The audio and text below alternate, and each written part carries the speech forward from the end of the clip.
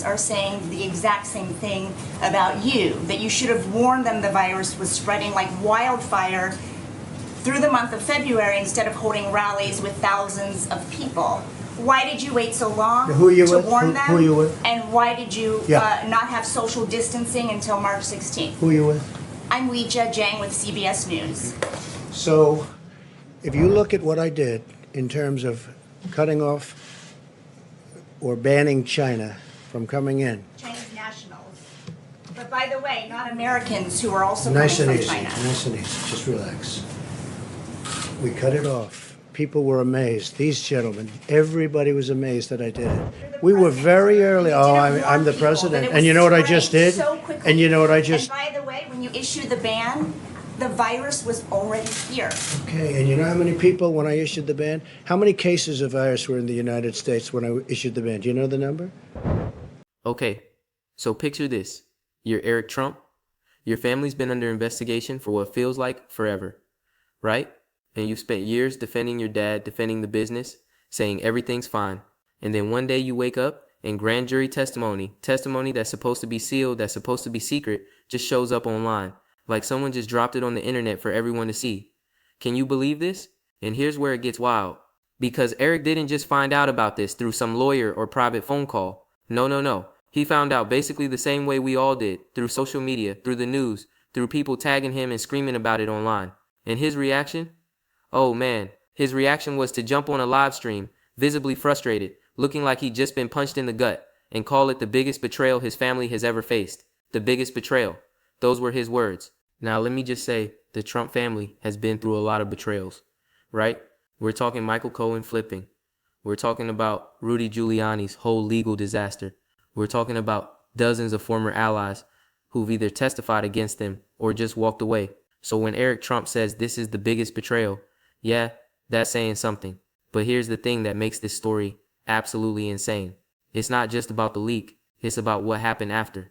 Because once that grand jury evidence hit the internet, once people started reading through it and talking about it, MAGA world didn't rally around Eric. They didn't circle the wagons like they usually do. They turned on him. But before we go any further, real quick, let's be honest. You can't really trust mainstream media anymore. That's why we built Pump Politics, to bring you real stories, real context, and no corporate spin. If you want to stay ahead of the headlines, join our free newsletter. We'll send the news straight to your inbox every day. Just click the link in the description to join. And if you just want to support what we're doing, join us, be part of the community that actually cares about the truth. All right, let's get back to the video. No, how many cases? Remember I said one person. How many cases were here when I issued the ban? Did you know? No, you have to do your research. How many? I did my research. On the 23rd of March, you said you knew this was going to be a pandemic. Can I tell you what? I did know it. I did know it. All I have to do is look. So you knew anybody knew it. Just, are you ready? How many cases were in the United States when I did my ban? How many people had died in the United States? So do you acknowledge that you didn't think Keep your voice down, please. Keep your voice down. Did you not? How many cases were in the United States? I did a ban where I'm closing up the entire country. How many people died? And that's a fair point. How many people died in the United States? And yet I closed up the country, and I believe there were no deaths, 0 deaths at the time I closed up the country. Nobody was there. And you should say thank you very much for good judgment. I'm not even kidding. Within hours, literally hours, you had major MAGA influencers on X questioning whether Eric could hold the movement together. You had hashtags like grand jury betrayal trending with over 80,000 mentions, and the things people were saying, brutal, absolutely brutal. People were asking if the Trump family even deserved loyalty anymore. People were saying maybe it's time to find new leaders. People were openly wondering if this whole thing, the brand, the movement, everything, if it's all just falling apart. And Eric sitting there watching this happen in real time, watching his own allies, people who've defended his family for years, just turn on him while he's streaming live. The look on his face, that wasn't just frustration, that was panic. So here's why this matters. Right now, we're not talking about some old investigation that happened years ago. We're talking about October 27th and 28th, just days ago. This is fresh. This is happening as we speak. And the timing could not be worse for the Trump family. Because listen, Trump's sitting in the White House right now in his second term. He's supposed to be powerful, right? He's supposed to be in control. But these leaks, these legal battles, they're not going away. And now you've got conservative analysts, people who usually defend Trump, warning that this could explode his political future. They're saying this could hurt any plans he has, could damage the GOP, could create chaos heading into 2026. And the craziest part?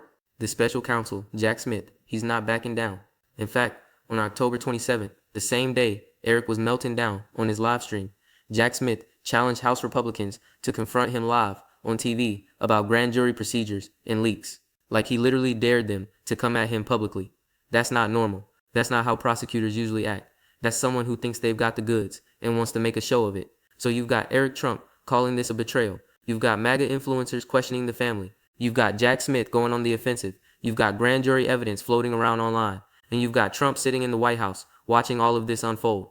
This isn't just another Trump legal story. This is a potential fracture in the entire MAGA movement. This is the moment where some of Trump's most loyal supporters started asking out loud, maybe publicly, whether the Trump family is worth defending anymore. And Eric Trump, he knows it. You could see it in his eyes during that live stream. He knows this isn't just about a leak. This is about whether MAGA stays united or whether it all starts crumbling from the inside. So let's break down exactly what happened here. Let's talk about what this leak actually revealed. Let's talk about why MAGA allies are turning on Eric. And let's talk about what this means for Trump's grip on power. Because yeah, it's slipping. And when power starts slipping in Trump world, things get ugly fast. People start looking for exits. People start wondering who's going to be left holding the bag when everything falls apart. And right now, Eric Trump looks like he might be that person. The panic in his voice during that live stream, that wasn't just about a legal problem. That was about watching everything his family built. The loyalty, the movement, the brand potentially collapsing in real time. And he couldn't stop it. He could only watch and react and call it a betrayal, while his own supporters questioned whether he deserved their loyalty anymore.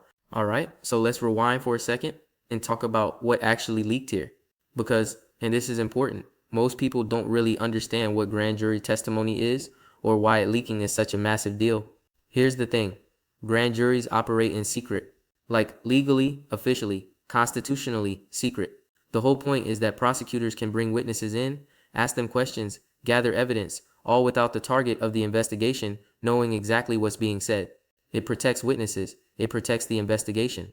And it's supposed to stay sealed until there's an indictment or until the case moves forward publicly. So when grand jury evidence just appears online, that's not supposed to happen, ever. And when it does happen, someone broke the law. Someone violated the secrecy rules. Someone either leaked it intentionally or screwed up so badly that it got out anyway.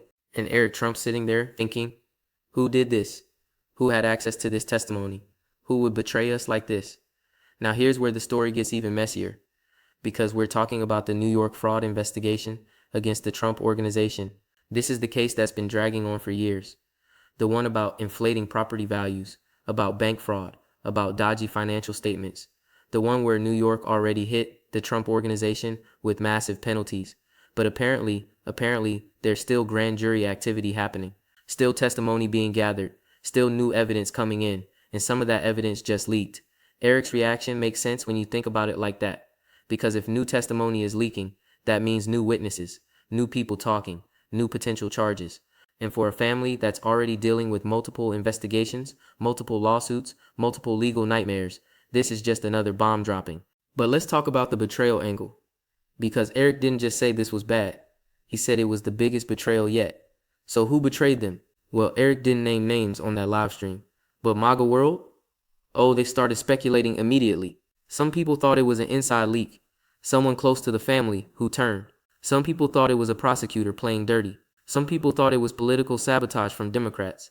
And some people, and this is the wild part, some people started saying maybe Eric himself screwed up. Maybe someone in the Trump camp got sloppy. And that's when the MAGA allies started turning. Because here's the thing about the MAGA movement. It runs on loyalty. It runs on the idea that Trump and his family are under attack from the deep state, from the media, from the establishment, and that true believers need to stick together no matter what. But when you start seeing cracks, when you start seeing leaks and mistakes and internal chaos, people get nervous. They start wondering if they're backing the right horse. So you had influencers on X, big accounts with hundreds of thousands of followers, posting things like, can Eric even lead? And is the Trump brand dead? And maybe it's time for new blood in the movement. Hashtags like grand jury betrayal and Eric Trump meltdown started trending. And within hours, it wasn't just random trolls. It was people who'd been defending Trump for years. That's the betrayal Eric was really talking about. Not just the leak, but the fact that his own people turned on him the second things looked bad. Now let's talk about Jack Smith for a second, because his timing here is suspicious, doesn't even cover it. On October 27th, the exact same day Eric's having his meltdown, Jack Smith comes out and basically dares House Republicans to challenge him on TV about grand jury procedures. Like he knew this story was blowing up. He knew people were talking about leaks and betrayals, and he chose that moment to go public and say, "You want to come at me? Let's do it live." That's not a coincidence. That's strategy.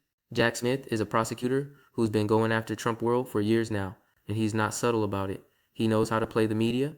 He knows how to make headlines. And by challenging House Republicans publicly, he's basically saying, "I've got nothing to hide, do you?" And that puts even more pressure on Eric and the Trump family, because now it's not just about the leak. It's about whether they can defend themselves publicly. It's about whether they can push back without making things worse. And based on Eric's live stream reaction, they're not handling it well. Here's what people need to understand though. This isn't just legal drama. This is political warfare, and it's happening at the worst possible time for Trump. Conservative analysts, people who usually spin things in Trump's favor, are warning that this could explode his political future. They're saying the leak creates new legal risks. They're saying it makes Trump look weak and chaotic. They're saying it raises questions about whether he can keep control of his own movement. And they're not wrong, because MAGA, for all its strength, for all its passionate base, it's built on the idea that Trump is a winner, that he's strong, that he's in control. But when you've got his own son melting down on a live stream, when you've got grand jury evidence leaking online, when you've got Jack Smith going on the offensive, it doesn't look like strength. It looks like desperation. And desperation in politics is blood in the water. Other Republicans smell it. Potential 2026 challengers smell it. The media smells it. And MAGA allies who were already on the fence, they're starting to jump ship. Now some people are going to say I'm exaggerating. They're going to say Trump's base is solid and nothing can shake it. And look, they're not entirely wrong. Trump's core supporters are incredibly loyal. They've stuck with him through 2 impeachments, through January 6th, through criminal indictments, through everything. But here's the thing, Trump's core base isn't enough to win elections anymore. He needs the broader GOP. He needs independents. He needs people who are Trump curious, but not Trump obsessed. And those people, they watch stories like this and they start having doubts. They see Eric Trump calling this the biggest betrayal ever, and they think, man, what kind of chaos is this family dealing with? They see MAGA influencers turning on the Trumps, and they think, wait, if his own people don't trust him, why should I? They see Jack Smith challenging House Republicans on TV, and they think maybe there's actually something here. Perception matters in politics. And right now, the perception is that Trump world is falling apart from the inside. Eric knows this. That's why he was so emotional on that live stream. That's why he used the word betrayal, because he sees what's happening. He sees the cracks forming. He sees the movement that his family built, starting to question whether they're worth following anymore. And the scariest part, he doesn't know how to stop it. The Trump family has always operated on this principle of strength through unity. You never admit weakness. You never show fear. You attack anyone who questions you. But this leak, this response from MAGA world is broken that playbook. Because how do you attack your own supporters? How do you spin a betrayal when the people betraying you are the ones who've been most loyal? Eric can't. And that's why he looked so lost during that live stream. Because for the first time, maybe ever, the Trump playbook doesn't have an answer. The usual tactics don't work when your own movement is eating itself alive. Okay, so let's break this down into what actually matters here. Because we've got a lot of moving parts, and it's easy to get lost in all the drama and the legal stuff and the Twitter fights. So here's what you really need to understand about this whole situation. First point, grand jury leaks are a massive legal problem. Not just for the Trump family, but for whoever leaked it. Like if investigators figure out who violated grand jury secrecy, that person is facing serious consequences. We're talking potential criminal charges, disbarment if it's a lawyer, career destruction if it's a prosecutor, or court employee. So someone took a huge risk here, and the question everyone should be asking is, why? What was in that testimony that was worth risking everything to get it out there? Because here's the thing, leaks don't just happen randomly. Someone had a reason. Maybe they thought the public deserved to know. Maybe they wanted to hurt the Trumps politically. Maybe they were covering their own tracks by getting information out there first. We don't know yet, but when we find out, it's going to tell us a lot about what's really going on behind the scenes. And think about this for a second. Grand jury testimony in the New York fraud case. That means witnesses were talking about the Trump organization's finances, about property valuations, about loans and banks and potentially criminal conduct. That's not small stuff. That's the kind of testimony that could lead to new charges, new investigations, new legal nightmares for the entire family. So whoever leaked this, they knew it was damaging. They knew it would cause chaos, and they did it anyway. That tells you something about how serious this is. Second point, MAGA's unity is fracturing, and that's huge. For years, literally years, the MAGA movement has operated like a cult of personality around Trump and his family. You defend them no matter what. You attack their enemies. You never question loyalty. But this leak, and more importantly, Eric's reaction to it, broke something. When you've got major influencers openly questioning Eric, when you've got hashtags like grand jury betrayal trending with over 80,000 mentions, when you've got longtime Trump supporters saying maybe it's time for new leadership, that's not normal MAGA behavior. That's a movement starting to eat itself. And here's why that matters. Trump's power doesn't come from institutions. It doesn't come from the Republican Party establishment. It comes from his base. It comes from millions of people who show up to rallies, who donate money, who fight for him online, who vote for him no matter what. But if that base starts fracturing, if different factions start fighting each other, if people start losing faith in the Trump family, then Trump's actual power starts disappearing. You can't run a political movement when your own supporters are turning on your kids. You can't maintain control when your allies are publicly questioning whether you're worth defending anymore. And that's where we are right now. The 80,000 mentions of grand jury betrayal, that's not nothing.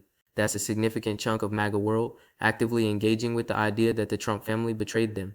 Not that Democrats betrayed them, not that the deep state betrayed them, but that the Trumps themselves, through incompetence or arrogance or whatever, betrayed the movement. That's a narrative shift, and narrative shifts in politics, they're hard to reverse. Third point, Jack Smith is playing offense, and the Trumps are playing defense. That's a bad position to be in. When a prosecutor is confident enough to challenge House Republicans on live TV, when he's daring them to confront him about his methods, that means he thinks he's winning. That means he thinks his case is strong enough to withstand public scrutiny. And look, Jack Smith has been investigating Trump world for a long time now. He's brought indictments, he's gathered evidence, he's flipped witnesses. He knows what he's doing. So when he goes public like this, Trump and his family should be worried, because prosecutors don't usually showboat unless they've got something. And Eric's meltdown, that's exactly what Jack Smith wanted. He wanted the Trump family to look rattled. He wanted them to look weak. He wanted MAGA world to start questioning them. And it worked. Eric handed him that victory on a silver platter by freaking out on a live stream instead of staying calm and controlled. The optics here are terrible for the Trumps. You've got a confident prosecutor challenging their allies publicly, while Eric's having an emotional breakdown online. That's not the image of strength the Trump brand depends on. That's weakness. That's chaos. That's the kind of thing that makes people wonder if supporting Trump is worth the hassle anymore. Fourth point, this leak changes the 2026 calculation. Trump's sitting in the White House right now. He's got power. He's got influence. He's got the ability to shape the GOP's future. But he's also got a massive legal target on his back. And every new leak, every new revelation, every new piece of grand jury testimony that gets out there, it makes it harder for other Republicans to stand with him. Because here's what GOP politicians are thinking right now. They're thinking, do I really want to tie my future to Trump when his family is falling apart? Do I want to defend him when even MAGA influencers are questioning his kids? Do I want to risk my career on someone who might be facing new indictments? And the answer for a lot of them is starting to become no. We're already seeing some Republicans quietly distance themselves. We're seeing potential 2026 candidates testing messages that don't revolve around Trump. We're seeing cracks in what used to be total loyalty. Trump's hold on the GOP was never as strong as people thought. It was always held together by fear and momentum and the belief that he was unstoppable. But when you start seeing him as stoppable, when you start seeing his family panic, when you start seeing his own movement turn on itself, that's when things fall apart fast. Republican politicians are opportunists. They'll stick with Trump as long as he's useful, as long as he can deliver votes, as long as he can dominate the media. But the second he looks weak, the second his brand starts tarnishing, they'll abandon him so fast, it'll make your head spin.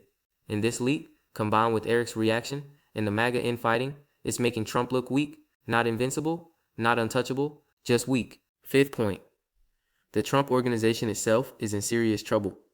Let's not forget, this grand jury testimony is about the business, about fraud, about financial crimes, about things that could result in criminal charges, asset seizures, massive fines. The civil case already hit them hard, but criminal charges, that's a whole different level. And if more people are testifying, if the grand jury is still active, that means prosecutors think they've got more to find, more witnesses to flip, more evidence to gather. This isn't winding down, it's ramping up. So where does this leave us? Well, Eric Trump is damaged goods right now. His live stream meltdown is going to follow him. The betrayal comments are going to get clipped and memed and used against him forever. MAGA influencers aren't going to forget that he looked weak when things got tough. And Trump himself, he's got to be furious. Because the one thing you can't do in Trump world is look weak. And Eric just looked weak in front of millions of people. The leak itself, we still don't know the full story. We don't know exactly what was in that grand jury testimony. We don't know who leaked it or why, but we know it's bad enough that Eric called it the biggest betrayal ever. And we know it's bad enough that Jack Smith felt confident going public and challenging House Republicans. And MAGA? MAGA is at a crossroads because this is the first time we've really seen cracks in the movement that didn't immediately heal. Usually when Trump world faces a crisis, the base rallies. They defend. They attack the accusers. They close ranks. But this time they're turning on each other. They're questioning loyalty. They're wondering if the Trump family deserves their support. That's not a wound that heals easily. So here's what I'm watching next. I'm watching to see if Eric can recover from this. I'm watching to see if more leaks happen.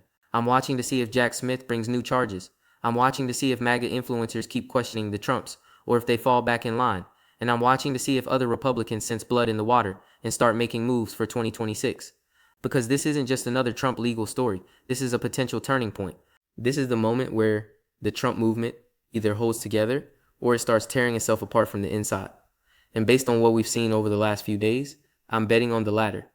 Eric's meltdown wasn't just embarrassing, it was revealing.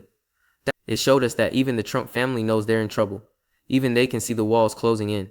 Even they know that the loyalty they've depended on for years is not guaranteed anymore. The question now is, how long can they hold it together? How many more leaks can they survive? How many more betrayals, real or perceived, before the whole thing collapses? We're about to find out, and it's going to be one hell of a show.